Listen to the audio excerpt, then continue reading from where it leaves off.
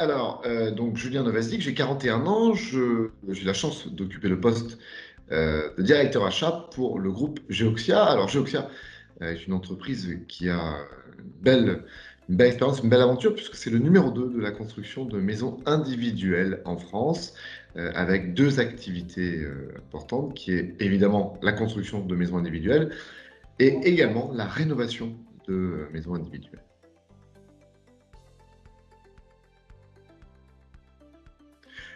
Alors, déjà parce que trouver un outil dans la digitalisation des achats, bon, il n'y en a pas beaucoup.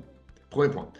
Et deux, il y a cette volonté de bouleverser un secteur qui, un, les achats, deux, le bâtiment. Alors les deux réunis ensemble, on ne peut pas dire que le mot innovation soit le plus porteur. Là, pour autant, elle a réussi dans un temps court, et il faut reconnaître ça aussi, dans un temps court, de changer les règles du jeu, de moderniser des éléments de process qui semblaient immuables.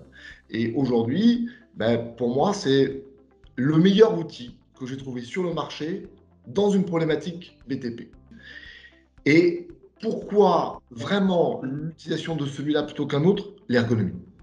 L'ergonomie, c'est l'expérience utilisateur qui est donnée dans IBAD Consult. Alors, je vais évidemment, moi, parler que d'IBAD Consult, je me réserverai du reste, mais l'expérience utilisateur qui est donnée sur cet outil-là, c'est juste d'une simplicité déconcertante. Enfin, euh, bref, on est content parce qu'on a des vrais gains de productivité, de temps, et surtout, on est enfin content d'avoir un outil qui correspond à notre besoin, en fait, tout simplement.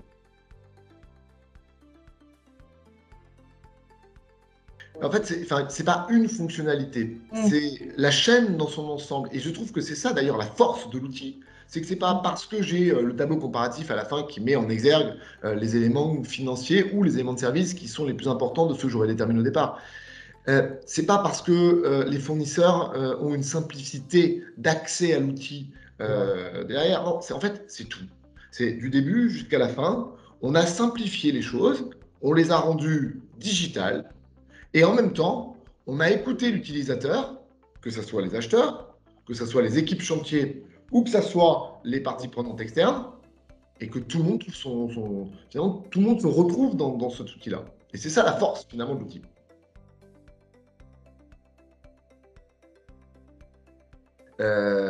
J'ai préféré y aller par étapes, j'ai préféré laisser à chacun la volonté de se l'approprier. Il n'y avait pas d'exigence de temps de ma part. Je savais et j'avais voulu me mettre dans un temps long pour pouvoir justement ancrer positivement cette digitalisation sur un temps long. Aujourd'hui, on rentre dans une dynamique plus positive avec justement l'ambition là de faire de l'outil Bad Consult l'outil qui va nous permettre de durer demain et de manager, de piloter l'intégralité des consultations qu'on va mener. Et là, par contre, le, les éléments vont aller beaucoup plus vite à se mettre en œuvre. Après, on en revient sur ce qu'on vient de dire, c'est-à-dire c'est l'expérience utilisateur. Une fois que vous l'avez testé, vous ne revenez plus sur l'Excel. Vous ne revenez plus sur d'autres outils que vous pouvez avoir, sur des dossiers qui sont les 8 transferts, à plus savoir quoi en faire, des cahiers des charges, vous ne savez même pas comment vous évaluez les choses. Non, non, là on est sur quelque chose qui est extrêmement facile et donc du coup, ben, vous y revenez facilement.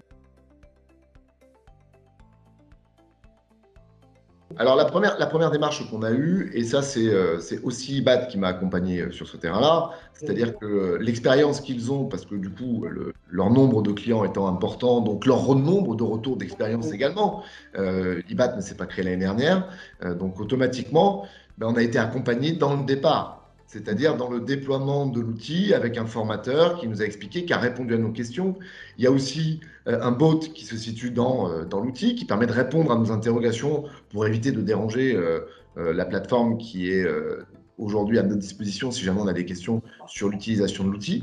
Et puis après, bah, c'est un temps. C'est un temps où bah, vous allez petit à petit donner et demander à vos équipes d'utiliser l'outil pour que bah, l'acculturation se fasse progressivement.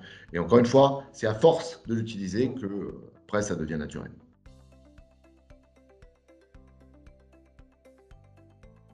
Ouh euh, euh, Qu'est-ce qu'on pourrait dire sur les bâtiments révolutionne le bâtiment. Enfin, je crois que c'est un peu facile, on pourrait le dire comme ça, mais je pense qu'IBAT révolutionne vraiment le bâtiment. Ouais. Et ça fait du bien.